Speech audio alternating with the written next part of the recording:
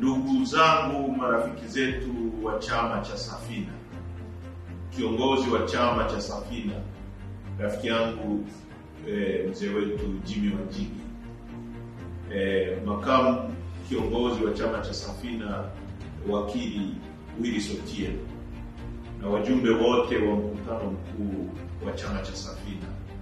Salamu za solidarity kutoka kwa chama chetu cha Demokrasia na Maendeleo, Chadema, chama cha pili kwa ukubwa nchini Tanzania. Leo ni siku ya furaha.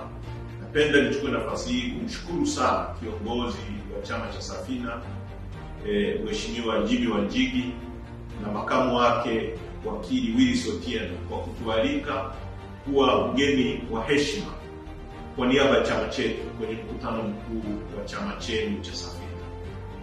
Nataka nichukue nafasi hii kuwapongeza sana kwa kutimiza miaka 30 ya uwepo wa chama chenu.